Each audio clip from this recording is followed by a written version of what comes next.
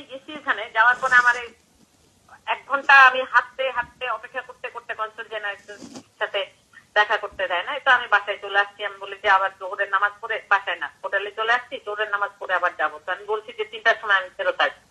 3টার সময় যা গেছি ভাবি 3:30টায় খুলে ওরা। যাওয়ার পরে বলে যে কনসাল জেনারেল তো এই মাত্র চলে গেল।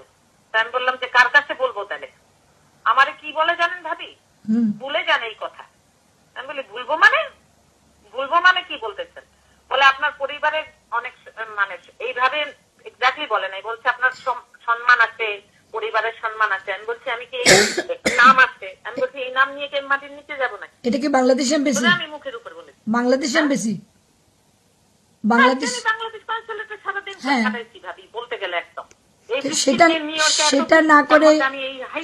সেটা না করে আমেরিকান এমবেসি অথবা FBI কাছে গেলেই তো হতো, পুলিশের কাছে। না ভাবি, না, পুলিশের কাছে আমি গেছি অলরেডি এটা নিয়ে কথা বলতে। ওরাই তো আমার অ্যাড্রেস দিচ্ছে। ভাবি আপনি কি মনে করেন আমি আমেরিকাতে থাকি আমি কিছু করবো না এখানে? আমি আমেরিকান সিটিজেন, ঠিক না?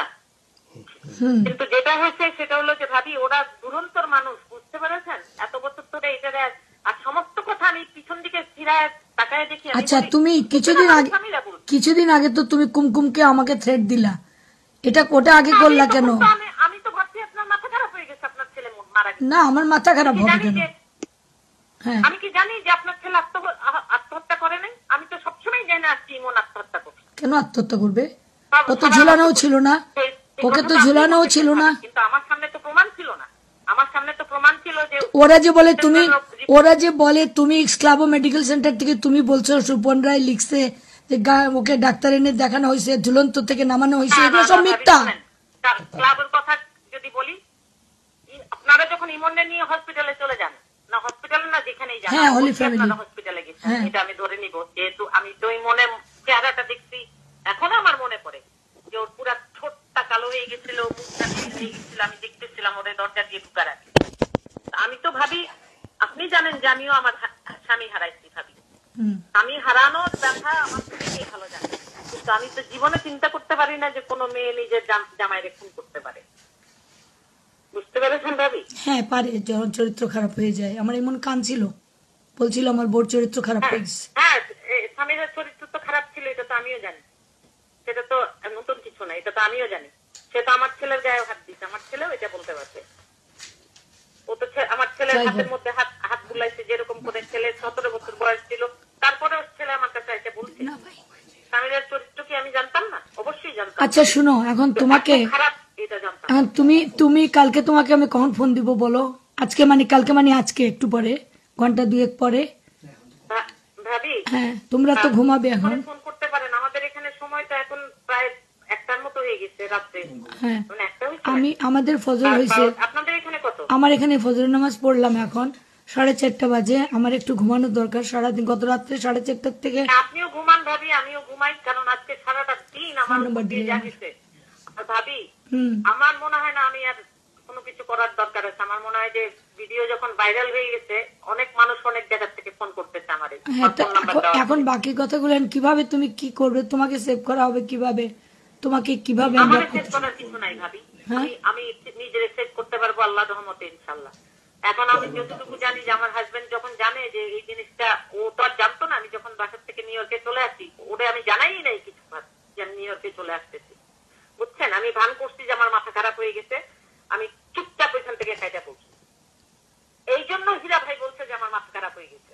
বুঝছেন, ওদের সাথে ঠিকই যোগাযোগ আছে, আমার সাথে কোনো যোগাযোগ নেই। তোমার মাথা খারাপ হয়ে গেছে, আমার মাথা খারাপ হয়ে গেছে। আমি চরিত্রহীন না, চরিত্রবান সারা বাংলাদেশের মানুষ জানে। আমারও চরিত্রহীন, আমার হাজবেন্ডের সাথে কোনো ডিভোর্স হয় নাই। হীরা ভাই বলি এখন তুমিও তো এরশাদ সম্বন্ধে কত কথা বলছো, কিন্তু এগুলি বলা কি ঠিক হয়েছে? আমি রাজনীতি করতাম। আমার ডিভোর্স হয়ে গেছে, আমি বলছি যে ঠিক আছে প্রমাণ দেখান যে ডিভোর্স কোন দিক থেকে হয়েছে। এটা কি বাংলাদেশ নাকি? এটা হলো আমেরিকা।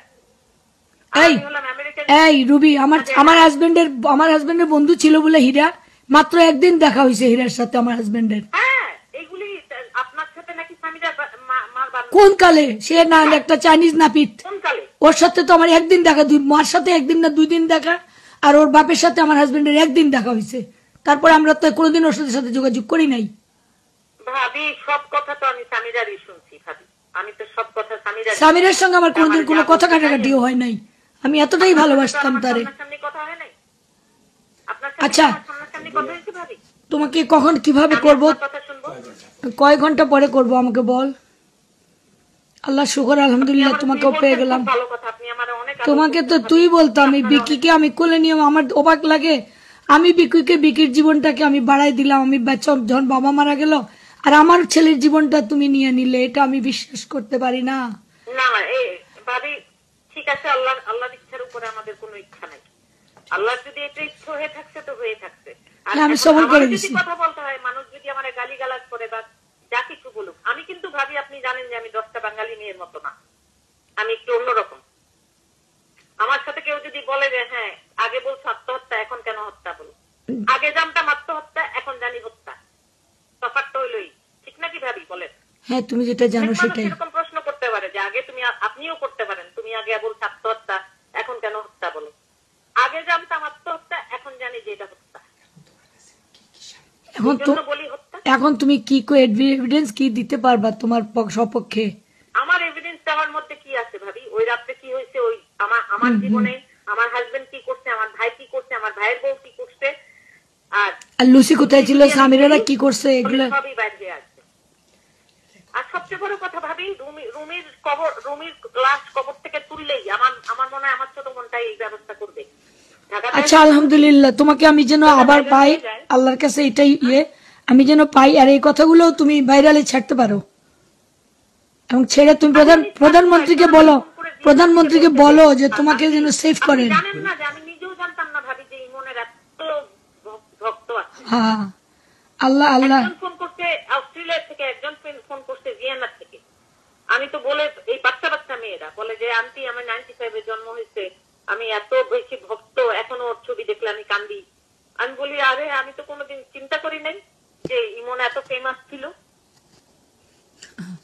এটা আল্লাহর কুদরতের শান, আমার 24 বছরের বাচ্চা।